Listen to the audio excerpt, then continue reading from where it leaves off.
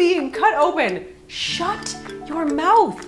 I don't need any mistakes happening here. Like, I was seriously getting pissed off.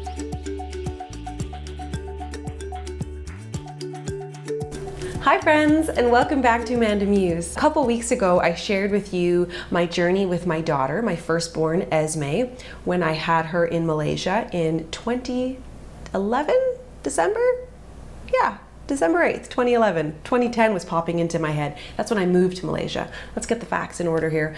And so what I thought I would do today is just share with you that journey, you know, with my son now. So my son Jack is 3. I also delivered my son in Malaysia, and I thought it would be fun today to just talk about it, revisit that experience, and kind of look at it now 3 years out and how I feel about it being so far removed from it, because actually with Jack's birth story, I made 2 videos. So I'm gonna link them here for you. But his experience was completely different from my daughter's. And it's kind of amazing to me actually how one woman can have 2 separate yet similar but yet different birth experiences, and I know that a lot of you guys watching are mothers who are soon to be moms, have been moms, who have been there, done that with labor, or maybe are just looking for more information. And so especially I want to offer some support to those women who are having their babies outside of their home country, because that can just be overwhelming in a different way entirely. First birth was a water birth gone wrong. So this is with my daughter Esme.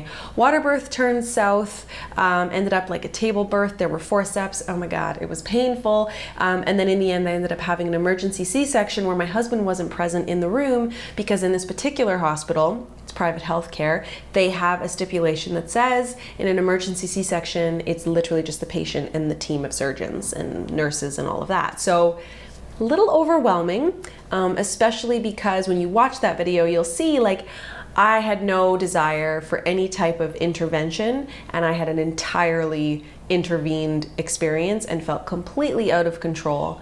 And I really struggled postpartum with that.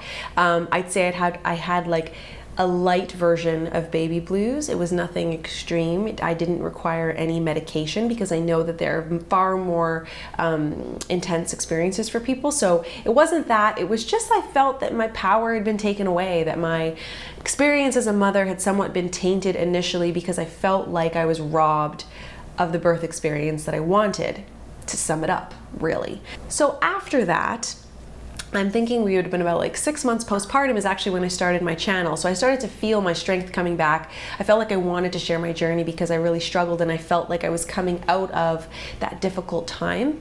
That said, I was in no rush to have any more babies. I felt my body wasn't ready. I still felt very like sensitive actually in my incision area. I just like knew I didn't want any part of it. I was still breastfeeding. So let's fast forward about a year. So Esme was 18 months old. Long story short is, throughout that pregnancy, he reacted different. He was a very chill baby. He hardly moved. I would like poke my belly. My girlfriend actually in the end lent me her, what's the thing called? This is not a sonogram. You can listen to the baby, your own personal Doppler. She lent me her Doppler because I was freaking out. Which, by the way, my best friend Amy in the UK was 3 months pregnant, I think it was, when I found out I was pregnant. So we were pregnant together, and it was so good. We got all chubby and we ate lots of food and complained, and then we had brand new babies together, and it was so good. So that was an amazing blessing during that pregnancy. But the long story short is, I think the theme throughout Jack's pregnancy was a little bit of nerves. I also traveled overseas while I was pregnant with Jack, which was intense. I'm not so sure I mentioned that in my birth story video with Esme, because I also traveled with her. But with Jack specifically, it was for a death in my family. I was very stressed out. So stressed out actually, and so physically exhausted because I went by myself. Dean had to stay in Malaysia and work, that Jack stopped moving. Totally freaked me out, like moving less than he had before. And I was like, nope, I'm coming home. And I think I spent something like $2,000 extra to change my flight to leave. And I felt like I disappointed people because I had to make that decision, but you only got one chance to grow a baby, and I was taking that seriously, and I was like, I'm going home. And so I went home, and it was insanely difficult to travel. Like, I don't even like to talk about it because it was so stressful to be by myself, pregnant, traveling, like, God. Let's jump to the birth story. I digress, I have just rambled. But basically, We were still hoping for a VBAC. I was really hoping to have a vaginal birth after a C-section, which is what VBAC stands for. And my doctor was cool about it. He's like, we're on board. He goes, however, we cannot, what's the word I'm looking for? We can't start the labor because you have the risk of, oh my gosh, it's amazing. You're like a couple years out and you forget all the lingo. Huh. But they couldn't start my labor because there's risk of uterine rupture, right? When you've had, obviously there's scar tissue in there from where I had Esme, and so he had to be careful. He says, we can't, but if you start labor on your own, we'll try our best. Well, let me tell you, he did not start labor on his own. I was 10 days overdue. 10. Can we count? You think you're gonna have a baby, you think you're gonna have a baby, you think you're gonna... 10 days! I was depressed. I watched every episode of House of Cards. I was so upset I was still pregnant, although kind of terrified about going into labor because I had such a difficult go with back labor with Esme.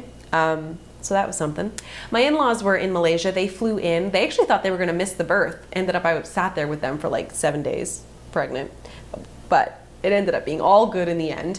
So when I went in, I was able to negotiate 10 days. My doctor wanted to have a C-section after 7 days overdue. And I was like, nah, let's push it to 10. I wanted to go 2 full weeks, but he was like, no, let's push it to 10. Now, keep in mind, you know, my baby is a lot bigger than local babies because I'm a Western woman with different descent with my husband, myself. You know, like when I brought my baby in 1 week postpartum, people in the elevator thought I was carrying a 3-month-old. I was like, no, he's like a week old. But I'm like a 5'8" strong woman, and I'm looking at little tiny 4'7" people. Like, you know, so not everybody's that small, but you know. Anyway, I digress. So he didn't want to risk having this huge baby. I was huge. Like I put on so much weight pregnant anyway. So when it came down to it, Jackie wouldn't budge. So we show up on the day of my planned C-section. It was Wednesday, March 5th. And I got there at like 8:30 in the morning. It was actually quite lovely. Like there was no stress. Esme was with Baba and Papa, although they did cut her hair and that kind of broke my heart, but she needed a haircut. Anyway, it was kind of traumatizing to me to like, when I saw her for the first time after having Jack, she looked so big and her hair was different. I was like, ah, but it's just hair. So, and my mother-in-law can cut hair anyway. So many variables are coming at me. So many memories are coming my way right now. I'm getting sidetracked. But truly, this is like having a conversation with me because I can ramble. But it was very calm. He checked me and we had a joke and he said, you're closed up like the Bank of India. I don't know what that means. He's Indian. Anyway, like we're gonna plan the C-section. And I was like, okay. But positive things. I was so much more mentally prepared for the C-section. I knew it was probably going to happen. I also knew what to expect. I also knew that Dean was going to be in the OR with me.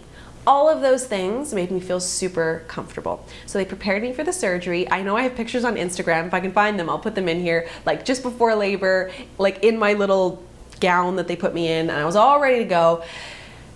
And then they put you in the bed and they wheel you into like prep or whatever it is. I can't even remember all the words. And then Dean and the doctor were like, okay, well, we'll meet you in the room and then Dean will come in after. Okay, fine. So I'm sitting there, massive, lying there. And I was so uncomfortable. Like laying in a bed while you're pregnant on your back. Are you kidding me? So I was like trying to be on my side. And then it was kind of funny because then, you know, you're with all these people who are also going for surgeries. And then when I lay on my back, all the people are like, because they just saw this huge belly, like here I was about to have this giant human.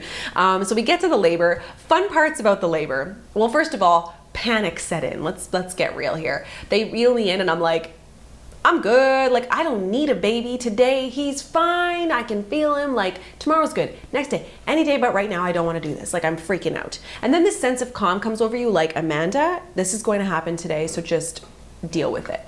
So I'm sitting there, kind of doing some weird OCD stuff like counting the the squares on the ceiling, like trying to calm coping mechanisms a little bit.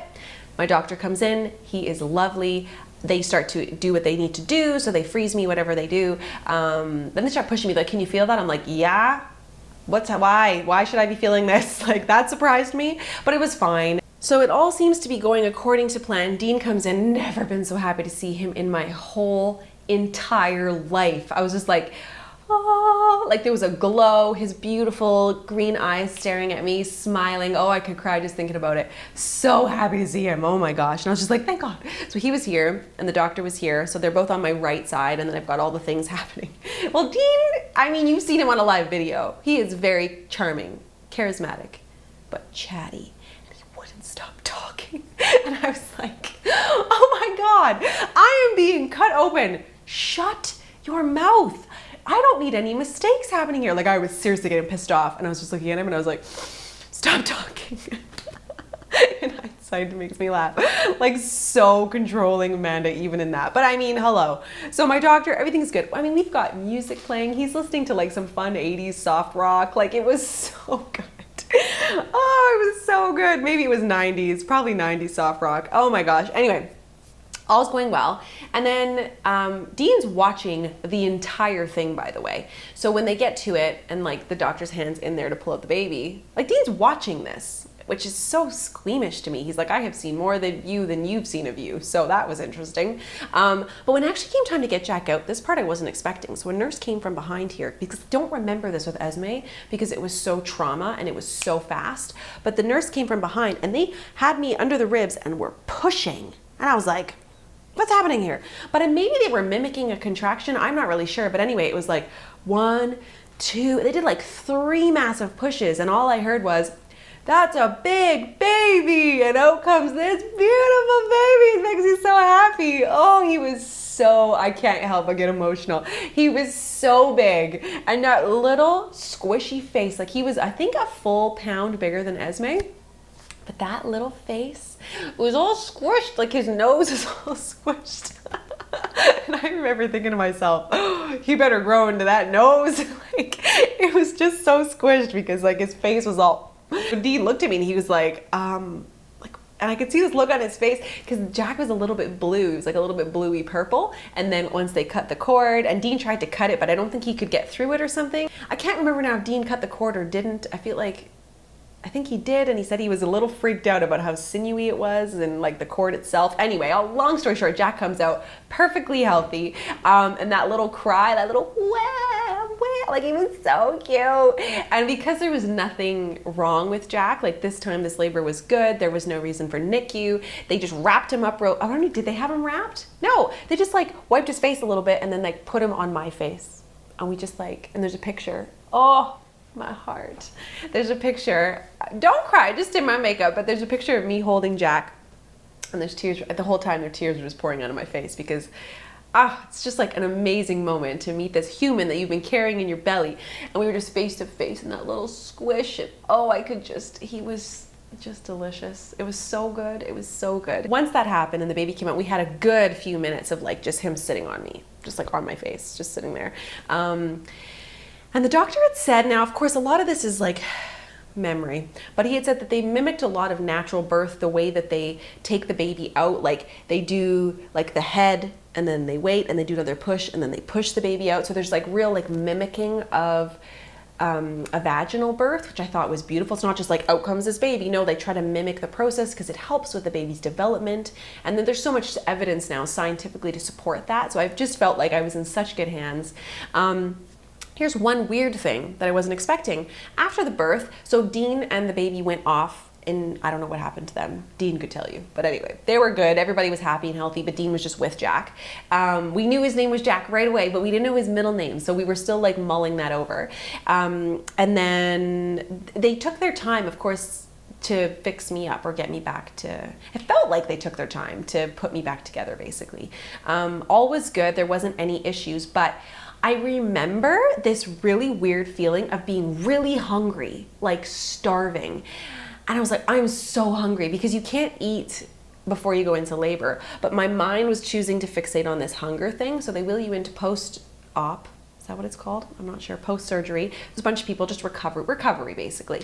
And I was gonna be there for a little bit and then they were gonna take me to my room. But I was like, I'm good. Like, I wanna go to my room right now. And I was really panicking, although I wasn't really hungry. I didn't really need all of that. I just wanted to be out of that surgery when I wanted to be with my baby, because I felt like that was the biggest trigger for me from my first birth, was that I was separated from Esme for so long, and I was like, no, I want my baby now. So my poor doctor, I wouldn't say poor, but like he ended up having to come rushing back in. So he got changed, had showered, whatever they do, and then came back in to see me. He's like, it's okay, like you're gonna be back in your room soon. They're just checking your vitals, and then we'll get you back to your baby and your family. But like, he's like, are you really that hungry? And I was like, I'm really hungry. So he went and got me a Milo. So in Australia and in like that area of the world, Southeast Asia, they drink Milo, which is like a hot, well, you can have it hot or cold, but it's basically chocolate milk. And so he brought me a hot Milo, and it just calmed my nerves. And he's like, you're not really even allowed food in here, but I'll hook you up anyway. I'm like, thank you.